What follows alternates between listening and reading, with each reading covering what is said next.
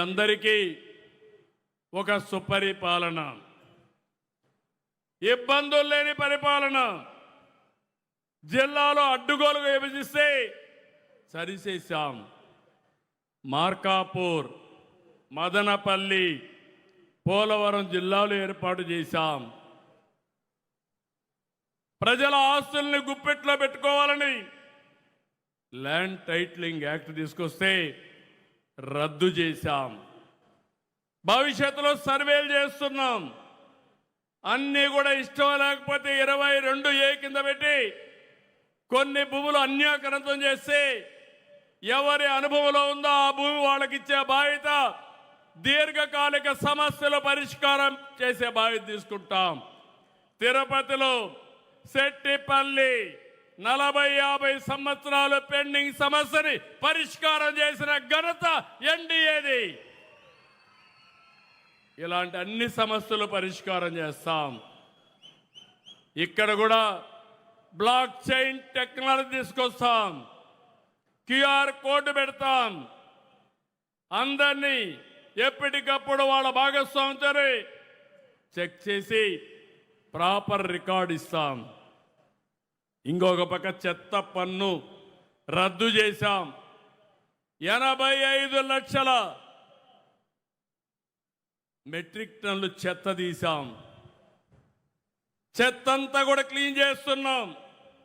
పరిపాలనలో చెత్త, పరిసరాల్లో చెత్త, మనసుల్లో చెత్త మొత్తం కూడా తీసేసి పరిశుభ్రమైన రాష్ట్రంగా స్వచ్ఛ ఆంధ్రప్రదేశ్గా తయారు చేసే బాధ్యత తీసుకున్నాం. నాలా చట్టాన్ని రద్దు చేశాం. ప్రజలకు ఇబ్బంది కలిగించే చట్టాలన్నీ కూడా రివ్యూ చేస్తున్నాం.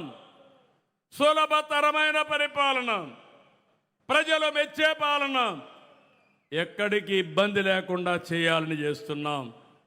సమర్థత పెంచుతున్నాం. ఈరోజు మీరు చూస్తే మొట్టమొదటిసారిగా కరెంటు ఛార్జీలు పెంచకుండా కరెంటు ఛార్జీలు తగ్గించి ట్రూ డౌన్ ఛార్జెస్ చేశాం. 4,666 కోట్ల రూపాయలు ప్రజల మీద భారం పడకుండా కాపాడిన ప్రభుత్వం ఎన్డీఏ ప్రభుత్వాన్ని మరొకసారి విజ్ఞప్తి చేస్తున్నా. ఆవరేజ్ ప్రొక్యూర్మెంట్ కాస్ట్ మీరు చూస్తే యూనిట్కి 38 పైసలు తగ్గించాం.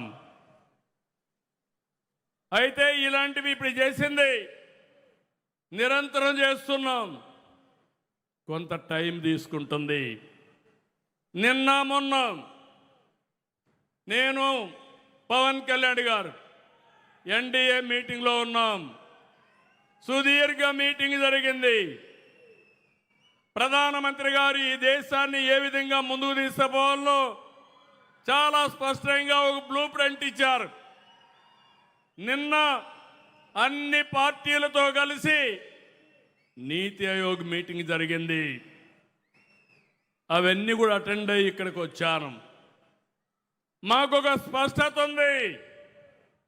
ఆ స్పష్టత భారతదేశం వికసిత్ భారత్ 2047, ఆంధ్రప్రదేశ్ స్వర్ణాంధ్ర 2047 ఈ రెంటి కోసం ముందుకు పోతున్నాం.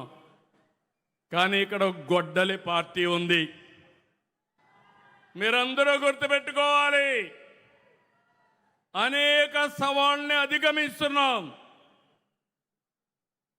ఎన్నో ఇబ్బందులు ఉన్నాయి, ఇంకా ఉంటాయి. ఈరోజు మీరు గుర్తుపెట్టుకోండి, మనం తప్పు చేస్తే ఇబ్బందులు పెరుగుతాయి. మనం జాగ్రత్తలు తీసుకున్నా బయట జరిగే పరిణామాలు మనకు ప్రభావితం అవుతాయి. ఎక్కడో ఇరాన్లో యుద్ధం, ఇక్కడ మామిడి ధరలు పడిపోయినాయి, అరటి ధరలు పడిపోయినాయి, రొయ్యల ధరలు పడిపోయినాయి. మీరు వాడే డీజిల్ పెట్రోల్ పెరిగింది, గ్యాస్ ధరలు పెరిగాయి. దీనివల్ల నిత్యావసర వస్తువుల ధరలు పెరిగే పరిస్థితి వచ్చింది.